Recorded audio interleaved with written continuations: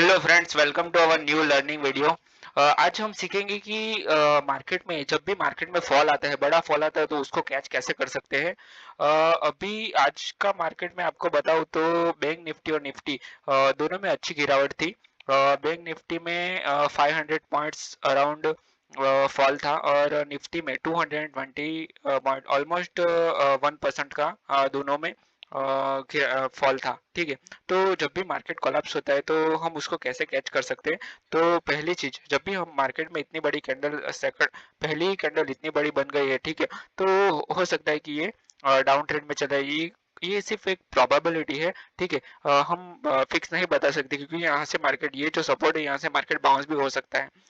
तो दो तीन चीजें होती है जिससे हमें, या फिर मार्केट में कुछ न्यूज होता है, या फिर मार्केट लेवल ब्रेक करता है, तो हम फॉल को कैच कर सकते हैं। ठीक है, तो बहुत सारे ऐसे रीजन होते हैं जिसकी वजह से हम लोग मार्केट में फॉल कैच कर सकते हैं। तो आज का मार्केट में अगर बताओ, बैंक निफ्टी, ये निफ्टी का 5 मिनट्स का चार्ट है, और यहाँ पे 15 मिनट का है। ठीक है, 5 मिनट और 15 मिनट को हम लोग देखते हैं कि उसमें कैसे हम लोग ट्रेड कर सकते हैं और कहाँ कहाँ पे स्कैल्पिंग कर सकते हैं।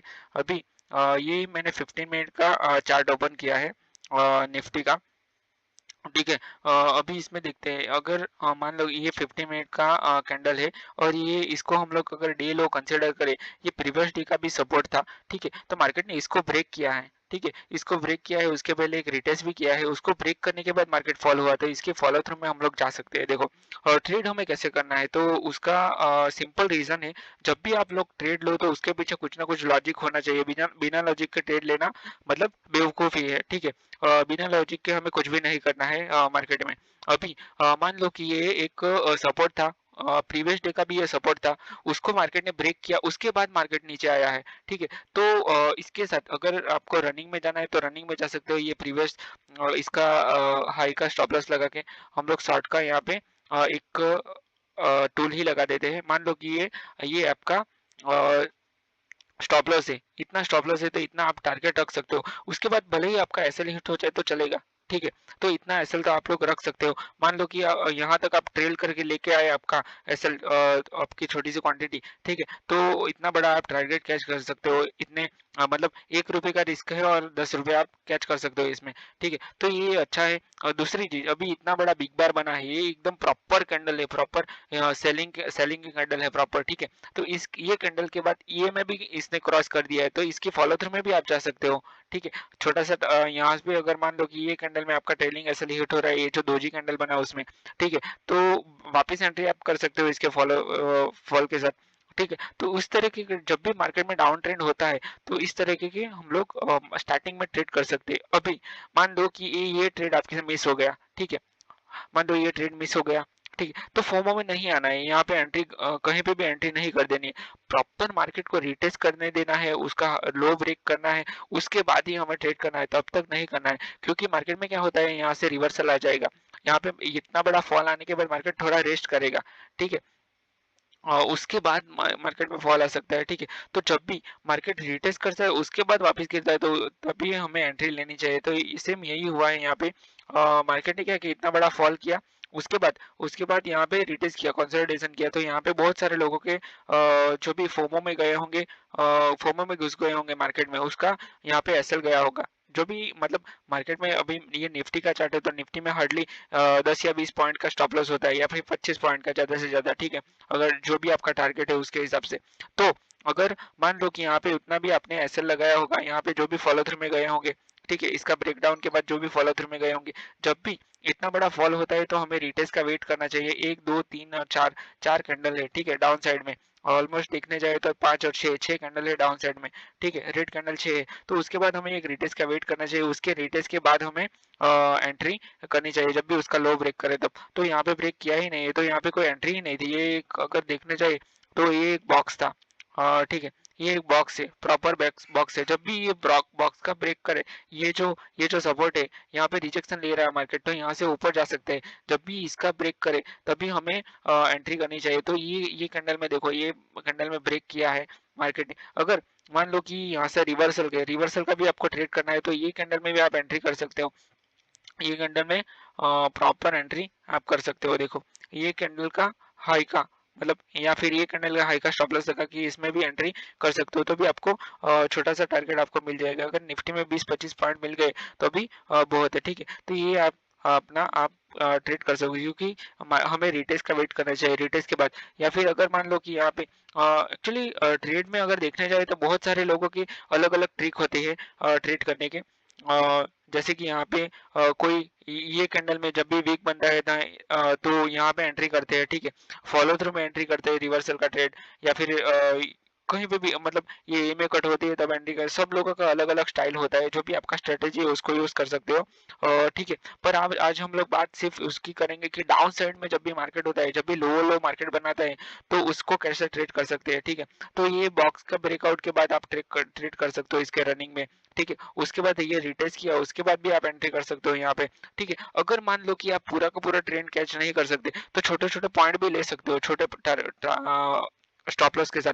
मान लो आपका 10 पॉइंट का स्टॉप लॉस है, ठीक है, तो उसमें आपने अगर 20 पॉइंट कैच कर लिए तो 1:2 हो जाएगा आपका, और अगर 10 पॉइंट लिए तो आपका 1:1 हो जाएगा। तो उस तरीके के भी आप लोग अपना टारगेट और स्टॉप लॉस के साथ काम कर सकते हो। दूसरी चीज, मान लो कि ये कैंडल में आपने स्कैल्प किया, अगर छोटा पॉइंट होता है और छोटा टारगेट होता है तो वो एक तरीके का स्कैल्पिंग ही होता है, तो स्कैल्पिंग भी आप कर सकते हो। उसके बाद मार्केट ने बॉक्स बना दिया है, ये पूरा बॉक्स में मार्केट चल रहा है, तो ये जब भी मार्केट बॉक्स में होता है, सपोर्ट और रेजिस्टेंस से रिजेक्शन ले रहा है बार बार, तो इस बॉक्स के अंदर हमें ट्रेड नहीं करना है, ठीक है। अगर आप स्कैल्पिंग कर रहे हो तो ठीक है। इसके बाद जब भी बॉक्स ब्रेकआउट किया तो यहाँ पे आप जा सकते हो, पर यहाँ पे बहुत सारे लोग ट्रैप हुए होंगे, क्योंकि यहाँ से एक बार और रिजेक्शन लिया था, अगेन मार्केट ने यहाँ से रिजेक्शन लिया। हाँ, यहाँ से फॉल आ सकता था, पर यहाँ पे जो भी फॉलो थ्रू में गए होंगे वो ट्रैप हो गए, क्योंकि उसका एसएल चला गया, ठीक है। हाँ, तो छोटा छोटा एसएल तो जाएगा अभी, उसमें हम लोग कुछ नहीं कर सकते, ठीक है, क्योंकि उसका एक्सेप्ट करना ही पड़ेगा, दूसरा कोई ऑप्शन नहीं है हमारे पास। या फिर इतना बड़ा कैंडल बना है, ठीक है, ये बियर इस कैंडल है इतना, तो ठीक है, इसकी फॉलो थ्रू में हम लोग जा सकते हैं, तो इतना हमें टारगेट मिल सकता है। बाकी तो डायरेक्ट अभी 3 PM ही था, उसके बाद कोई इतना अच्छा ट्रेड था नहीं, क्योंकि इतना बड़ा जो भी बाइंग का कैंडल बना है, ठीक है, यहाँ से रिजेक्शन लिया, पर उसके बाद तुरंत हम लोग वो प्लान नहीं कर सकते सेल का, क्योंकि यहाँ से मार्केट रिवर्स हो सकता है, इतना बड़ा बाइंग का कैंडल किया है, ठीक है। तो यहाँ से सेलिंग का प्लान नहीं कर सकते, तो ये एक विकल्प नहीं था मेरे हिसाब से, तो नहीं था। अपना जो भी आपका जो भी ट्रेडिंग स्टाइल है उसके हिसाब से आप कर सकते हो। बाकी 3 PM भी एकदम साइडवेज था, कुछ भी नहीं था। वो अभी दिखते हैं कि बैंक निफ्टी में क्या था। तो बैंक निफ्टी का फॉल अगर कैच करना हो तो कैसे कैच कर सकते, बहुत जबरदस्त फॉल था आज बैंक निफ्टी में। अभी मान लो कि ये डे लो है, ये 1, 2 और 3 थर्ड कैंडल है, इसकी फॉलो थ्रू के साथ आप लोग आराम से जा सकते हो। ये एक लेवल है, ठीक है, ये एक लेवल है 51,700, ठीक है। ये लेवल ब्रेक करने के बाद आप फॉलो थ्रू में इसमें जा सकते हो। इतना बड़ा आपको टारगेट मिला, ठीक है, यहाँ तक का आपको टारगेट मिला था। तो ये 51,700 का एक लेवल था। प्रीवियस भी यहाँ पे मार्केट में बहुत टाइम यहाँ से बाउंस हुआ था, तो यहाँ पे बहुत सारे ऑप्शन सेलर के एसएल होंगे, ठीक है। तो इसको फॉल करने के लिए ये जो बाइंग था, उसी तरह यहाँ पे भी फॉल आया, ठीक है। तो ये फॉल एकदम मतलब आने ही वाला था, तो इसको हमें क्या करना है, घात लगा के बैठना है कि जब भी फॉल आए तभी हमें कैच करना है, ठीक है। ये एक फॉलिंग नाइफ की तरह होता है, इसको पकड़ लेना पड़ेगा, ठीक है। ओके, तो अभी इसको पकड़ कैसे सकते हैं, इसको कैच कैसे कर सकते हैं, ठीक है। तो अगर मान लो कि ये एक ब्रेक कर रहा है, एक लेवल ब्रेक कर रहा है, अभी ये एक लेवल है 51,700 का लेवल है, उसको मार्केट ने ब्रेक किया, उसके बाद एक फॉलो थ्रू आई, तो ये फॉलो थ्रू एकदम प्रॉपर कैंडल है, इसके लो के साथ आप बाय कर सकते हो। ये जो रेजिस्टेंस है, ये जो सपोर्ट है उसका आप स्टॉप लॉस लगा के यहाँ पे एक ट्रेड कर सकते हो, तो ये फॉलिंग मार्केट आप पूरा का पूरा कैच कर सकते हो। ये एकदम सिंपल है, इसमें कुछ रॉकेट साइड है नहीं। ज्यादा से ज्यादा क्या जाएगा, आपका एसएल जाएगा और आपका टारगेट मिलेगा, ठीक है, सिंपल है एकदम। ओके, उसके बाद मार्केट ने यहाँ पे एक सपोर्ट बना दिया है। देखो, यहाँ पे एक बॉक्स बनाया है, जब भी मार्केट इतना बड़ा, जैसे हम लोगों ने निफ्टी में बात की, जब भी मार्केट इतना बड़ा फॉल करता है तो एक थोड़े टाइम रिटेस्ट करता है या फिर साइडवेज चला जाता है, उसको वो जो जोन है उसको ब्रेक करने के बाद ही हमें एंट्री लेनी है। तो ये ब्रेक किया प्रॉपर, उसके बाद फॉलो थ्रू में आया, तो ये भी एक स्कैल्प आप बैंक निफ्टी में कर सकते हो।